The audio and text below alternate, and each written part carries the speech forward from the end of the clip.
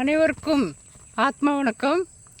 ஞானவிதா பாரம்பரிய மூலிகை மருத்துவத்தின் சார்பாக நம்ம கண் சம்மந்தப்பட்டதுக்கு மருத்துவம் நிறையா பார்த்துட்டு வரோம்.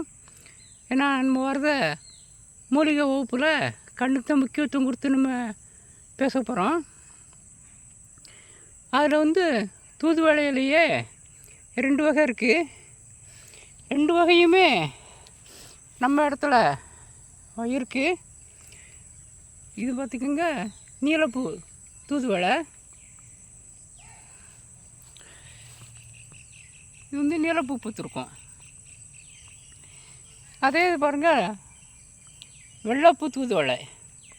200 தூதுவளை பற்றி நம்ம யூடியூப் சேனலில் போட்டிருக்கோம்.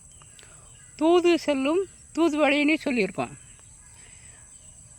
வெள்ளைப்பூ சம்மந்தப்பட்டது புறமே நரம்பு சம்மந்தப்பட்டது, மூளை சம்மந்தப்பட்ட பகுதியை புறமே சரி பண்ணும்.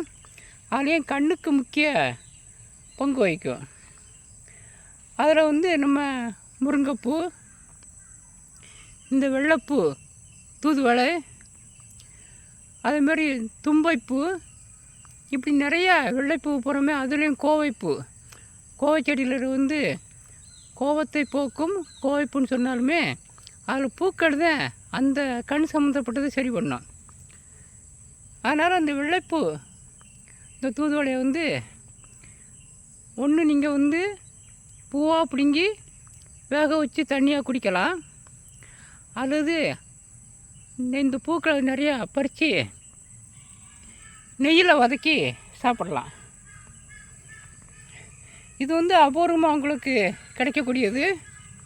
அதனால் நம்ம வரத மீட்டிங்கில் முடிஞ்ச அளவுக்கு அவங்களுக்கு விதைகளை கொடுக்க பார்ப்போம். ஏற்கனவே முந்தின ஒரு 2 வருஷத்துக்கு முன்னால் அப்புறமே நிறையா கொடுத்துருந்தோம்.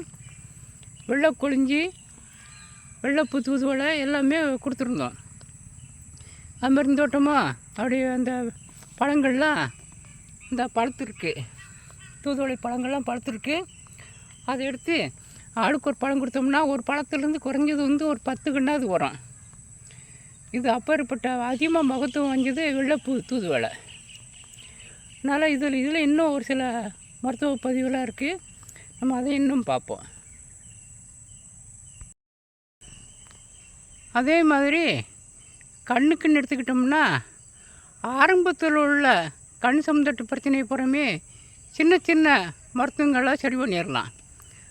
அதில் கண் அதிகமாக முத்தின நிலையில் கண் பார்வை, அதாவது மாலைக்கண் சம்மந்தப்பட்டது அதிகமாக கிட்டத்து பறவை, தூரத்து பறவைலாம் ரொம்ப பாதிப்பு அடைஞ்சி ரொம்ப வருஷமாக கஷ்டப்பட்டாங்க. அப்படின்னா நம்ம மூளையை பலப்படுத்தி மூளையிலேருந்து கண்ணுக்கு ஒரு நரம்பு புறமே நம்ம பார்க்கணும்.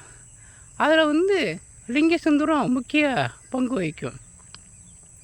அப்போ நம்ம தயாரிக்க லிங்க சுந்தரம் அதாவது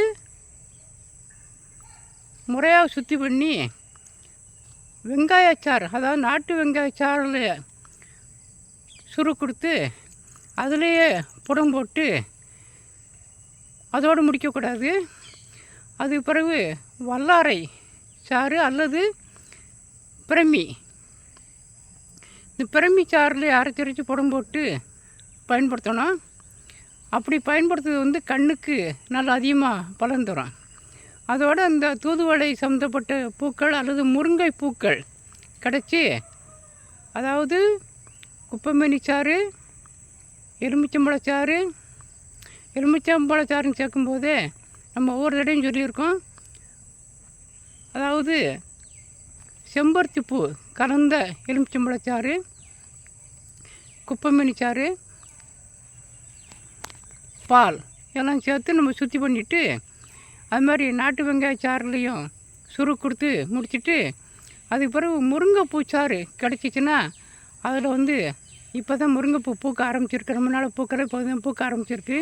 அந்த முருங்கைப்பூ சாறில் அதுலேயே நாட்டு முருங்கைனா ரொம்ப நல்லது. நம்ம இடத்துல நாட்டு முருங்கை நம்ம கண் வச்சுருக்கோம். அப்போ இப்போ தான் பூக்க ஆரம்பிச்சிருக்கு.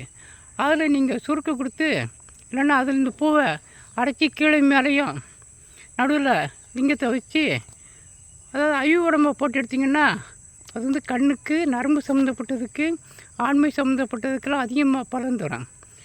அதனால் இன்னும் கண்ணுக்கு இன்னும் நிறையா மருத்துவம்லாம் இருக்குது. நேத்திரப்புண்டு இருக்குது, அது மாதிரி தும்பைப்பூ தைலம் இருக்குது. இந்த வெண்தும்பை, இன்னும் தும்பையிலும் பல வகை இருக்குது. வெண்தும்பைப்பூ அதை நம்ம நெய்யில் காய்ச்சி நம்மளுக்கு சாப்பிடையும் செய்யலாம், அதாவது கஷாயம் போட்டும் குடிக்கலாம். அப்படி நிறையா ஐட்டமெல்லாம் இருக்குது. அதனால் நான் இன்னும் ஒவ்வொரு கண் சம்மந்தப்பட்டதில் நிறையா இன்னும் பார்க்க வேண்டியிருக்கு.